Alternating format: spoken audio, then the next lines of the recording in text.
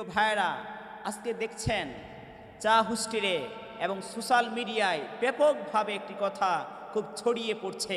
সেটা হচ্ছে চরমুনায় পীর সাহেব হুজুর হাফিজাহুল্লাহ, এদিকে মামুনুল হক নিয়ে বিশাল ধরনের একটা ফাটল সৃষ্টি হচ্ছে এবং সমাজের মধ্যে চরমুনায় পীর সাহেব হুজুরের যে সমস্ত মুরিদান আছেন, যে সমস্ত ব্যক্তিরা আছেন, হুজুরকে যারা অনুসরণ করেন, হুজুরের কথা মেনে যারা দ্বীনের দাওয়াত অনুসরণ করছেন, যারা দ্বীনের পথে আসছেন, তারা হুজুরের পক্ষ হয়ে আল্লামা মামুনুল হককে আবার গালিগালাজ করছেন, তাকে বিভিন্ন ধরনের কুৎসা রটনা করছেন এবং তাকে বিভিন্নভাবে হেয় প্রতিপন্ন করার চেষ্টা করছেন। আমার প্রিয় ভাইয়েরা, আমাদেরকে মনে রাখতে হবে যে দুইজনই হচ্ছে একজন শীর্ষস্থানীয় আলেম এবং দুইজনই এই বাংলার ভূখণ্ডের ভিতরে ইসলাম প্রতিষ্ঠা করার জন্য, ইসলামী রাষ্ট্র প্রতিষ্ঠা করার জন্য, খেলাফত প্রতিষ্ঠা করার জন্য দুইজনই চেষ্টা করে যাচ্ছেন। কিন্তু দুইজনের চেষ্টার মেহনতের পদ্ধতি একটু ভিন্ন।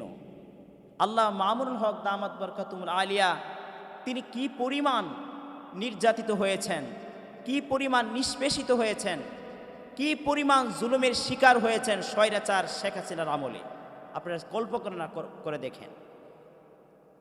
সব সময় তিনি হকের আওয়াজ তুলেছেন, তার হকের আওয়াজের কারণেই বাতিলের মস্তকগুলো থরথর করে কেঁপেছে এবং তার এই হকের আওয়াজের কারণেই হাজারো যুবক তরুণরা ইসলামের দিকে ধাবিত হতে অনুপ্রাণিত হয়েছে, উৎসাহিত হয়েছে। অন্যদিকে চরমুনায় পীর সাহেব হুজুর দামাত বরকাতুল আলিয়া তার অক্লান্ত চেষ্টার মেহনত, তার ইসলাহি নফসের যে সমস্ত বয়ান, এগুলো শোনার মাধ্যমে হাজারো লাখো কোটি মানুষ, আল্লাহুলা মানুষকে আল্লাহকে পেয়েছে। রব্বুল আলামিন বলছেন, ওয়া'তাসিমু বিহাবলিল্লাহি জামিআ ওয়া লা তাফাররাকু, তোমরা আল্লাহ তাআলার রশিকে শক্তভাবে আঁকড়ে ধরো, তোমরা কখনো পরস্পর বিচ্ছিন্ন হয়ে যেও না। আল্লাহ পাক রব্বুল আলামিন আমাদেরকে বলছেন, ওয়া'তাসিমু বিহাবলিল্লাহি জামিআ, তোমরা আল্লাহ তার রশিকে আঁকড়ে ধরো, কখনো বিচ্ছিন্ন হয়ো না। কিন্তু শয়তান ভেবেছে আমাদেরকে সে বিচ্ছিন্ন করেই ছাড়বে, কারণ শয়তানের চ্যালেঞ্জ হচ্ছে মুসলিম ভাইয়ের মধ্যে বিচ্ছিন্ন সৃষ্টি করে দেওয়া, স্বামী স্ত্রীর মধ্যে বিচ্ছিন্ন সৃষ্টি করে দেওয়া, ভাই এবং বোনের মধ্যে বিচ্ছিন্ন সৃষ্টি করে দেওয়া, মা এবং কন্যা সন্তানের মধ্যে বিচ্ছিন্ন সৃষ্টি করে দেওয়া। এটা হচ্ছে শয়তানের প্রথম চ্যালেঞ্জ। কিন্তু আমার প্রিয় ভাইয়েরা, মনে রাখবেন আল্লাহ পাক রব্বুল আলামিন যে বলছেন, ওয়া'তাসিমু বিহাবলিল্লাহ ওয়া লা তাফাররাকু, তোমরা আল্লাহ পাক রব্বুল আলামিনের রশিকে আঁকড়ে ধরো, তোমরা কখনো বিচ্ছিন্ন হয়ো না। আমার প্রিয় উপস্থিতি, প্রিয় ভাইয়েরা, আজকে দেখছেন চা হুস্টিরে এবং সোশ্যাল মিডিয়ায় ব্যাপকভাবে একটি কথা খুব ছড়িয়ে পড়ছে।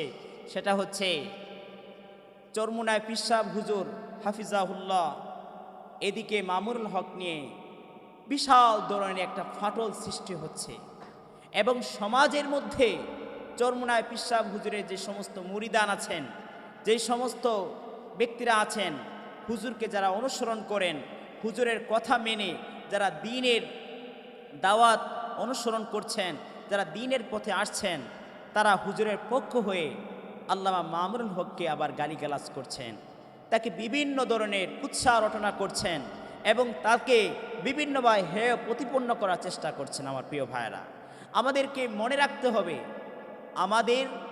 রাখতে হবে যে দুইজনই হচ্ছে একজন শীর্ষস্থানীয় আলেম এবং দুইজনই এই বাংলার ভূখণ্ডের ভিতরে ইসলাম প্রতিষ্ঠা করার জন্য, ইসলামী রাষ্ট্র প্রতিষ্ঠা করার জন্য, খেলাফত প্রতিষ্ঠা করার জন্য দুইজনই চেষ্টা করে যাচ্ছেন। কিন্তু দুইজনের চেষ্টার মেহনতের পদ্ধতি একটু ভিন্ন।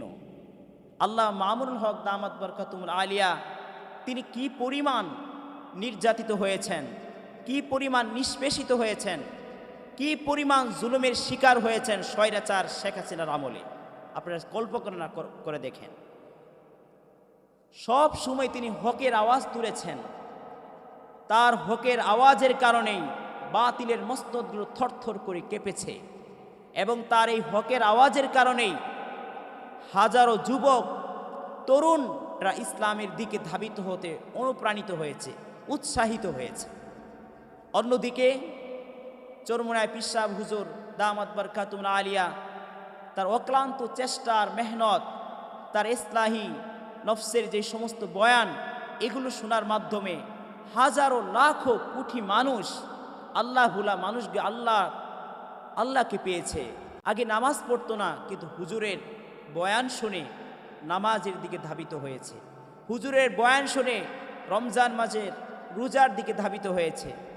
টাকা পয়সা আগে ছিল, গাড়ি ছিল, বাড়ি ছিল, মিল ফ্যাক্টরি সব কিছু ছিল, কিন্তু হজের প্রতি তার কোনো উৎসাহ ছিল না, হজের প্রতি তার কোনো আগ্রহ ছিল না, জাকাত দেওয়ার প্রতি কোনো আগ্রহ ছিল না। কিন্তু হুজুরের বয়ান শুনে, হুজুরের সহবতে থেকে অনেক মানুষ দিনদার হয়েছে, অনেক মানুষ আল্লাহকে চিনতে পেরেছে, অনেক মানুষ নামাজি হয়েছে। তাহলে এখান থেকে আমরা বুঝতে পারি যে কেউ তো কোনো অংশেই কমতি নয়। এবং ইসলামী ছাত্র আন্দোলন বাংলাদেশের খেলাফত প্রতিষ্ঠা করার জন্য, ইসলামী রাষ্ট্র প্রতিষ্ঠা করার জন্য চরমুনায় পীর সাহেব হুজুর অত্যন্ত চেষ্টা করে যাচ্ছেন, দিন রাত পরিশ্রম করে যাচ্ছেন, মানুষকে বুঝাচ্ছেন, নিজের মুরিদানকে বুঝাচ্ছেন, ইসলাম নফসের মাধ্যমে বুঝাচ্ছেন, এবং বিভিন্ন ইসলামিক মাহফিল, ওয়াজ মাহফিলের মাধ্যমে বুঝাচ্ছেন। তাহলে আমরা এখান থেকে বুঝতে পারি যে দুইজনেই কিন্তু অনেক বেশি চেষ্টা এবং মেহনত করে যাচ্ছেন। এর মধ্যে আল্লামা মামুনুল হক দামাত বরকাতুল আলিয়া তিনি হকের কথা বলতে গিয়ে অনেকবার নির্যাতিত হয়েছেন, অনেকবার নিষ্পেষিত হয়েছেন, অনেকবার কারাগারে বন্দী হয়েছেন। এই যে স্বৈরাচার শেখ হাসিনা তাকে 3 থেকে 3.5 বছর জেলখানায় আটকে রেখেছেন সামান্য একটা বিষয় নিয়ে। সোনারগাঁ হোটেলে প্রবেশ করেছিলেন, সেটা তার স্ত্রী ছিল, পরবর্তীতে আদালতে সে বেকুল খালাস পেয়েছেন, পরবর্তীতে সে আদালত থেকে মুক্ত হয়েছেন। কিন্তু এটাকে কেন্দ্র করে আমি ফেসবুকে দেখতে পেলাম যে এটাকে কেন্দ্র করে এক ভাই চরমুনায় পীর সাহেব হুজুরের মুরিদ বলতেছে যে ওই যে 501 নাম্বার রুমটা আমার জন্য হলে যথেষ্ট হবে। এটা নিয়ে বিভিন্ন ধরনের কুৎসা রটনা করা হচ্ছে এবং বিভিন্ন ধরনের কথাবার্তা বলা হচ্ছে। এটা কিন্তু একজন আলেম হিসাবে, একজন পাক্কা ইমানদার, পরিপূর্ণ আমলি ব্যক্তির মুরিদ হয়ে আপনার জন্য এই কাজ করা কখনোই শোভা পায় না আমার প্রিয় ভাইয়েরা। এজন্য দুইজনের প্রতি আমাদের শ্রদ্ধা, ভক্তি, ভালোবাসা থাকতে হবে। দুইজনকেই যেন আমরা ভালোবাসি। তাদের যেই কাজগুলো করছেন, আমি যেই মত আদর্শ গ্রহণ করছি, আমি যার পক্ষ হয়ে কাজ করছি, সেটা দূষণীয় নয়, কিন্তু আমাদেরকে এটা খেয়াল রাখতে হবে যে আমি যেন কারো বিপক্ষে না চলে যাই। আমি যদি চরমুনায় পীর সাহেব হুজুরের মুরিদ হয়ে থাকি এবং তার পক্ষ নিয়ে কাজ করি, তাহলে কোনো সমস্যা নাই। অন্যদিকে মামুনুল হক যেই কাজগুলো করছেন, সেই কাজের দিকে আমাদেরকে দোয়া করতে হবে এবং সেই কাজ যেন সুন্দরভাবে হয়, সেগুলো আমাদেরকে চেষ্টা করতে হবে।